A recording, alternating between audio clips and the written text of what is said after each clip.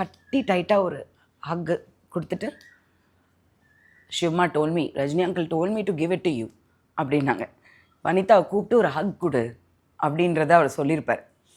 So when I சா, அப்புறம் அன்றைக்கி ஒரு நாள் போயிருந்தப்போ முன்னாடி ஆண்டிகிட்ட பேசி முடிச்சுட்டு இருக்கும் போது அப்போ அங்கிள் அப்போ தான் தூங்கி எழுந்தார். Something, I think he came back or something. தூங்கி இருக்க மாட்டார், ஏதோ வந்தார். ஸோ மேலே இருக்கார், வா அப்படின்னு சொல்லிட்டு என்னை கூட்டிகிட்டு போனாங்க. அவரோட ஒரு டென் மாதிரி ஒன்று இருக்கும். ஸோ அங்கிள் வந்து அங்கே இருந்தாங்க. அங்கே போனோடனே ஃபஸ்ட் திங் பேசிட்டு திரும்பி கிளம்பும்போது அவங்க ஷிவ்மான் தான் கூடுவாங்க, அவரோட ஒரிஜினல் நேம் வச்சு தான் கூடுவாங்க. ஷிவ்மா, வனிதாக்கு ஒரு நல்ல ஹக் கொடுங்களேன். அது they feel that hug, you know in many cultures அந்த கட்டி பிடிக்கிறது வைத்தியம், கட்டிப்பிடி வைத்தியம். சீரியஸ்லி அது உண்மைதான். அது அந்த ஹக், அந்த எம்ப்ரேஸ் பண்ணும்போது ஒரு எனர்ஜி வருது இல்லை. ஒன்று நம்ம மனசு விட்டு, நான் அங்கிள் கட்டி பிடிச்சப்போ அது வரைக்கும் நான் அழுவலை.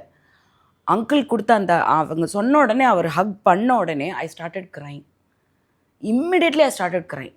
நான் எதுக்காக அழுதேன், அது எதனால நான் என்னை அழ வச்சது எதுவுமே என் மைண்டில் இல்லை. ஆனால் அழுதுட்டேன். நான் அழுதுறேன்ட்டு அவர் அந்த ஹக்கை விடலை. டில் ஐ ஃபினிஷ்ட் க்ரைங்.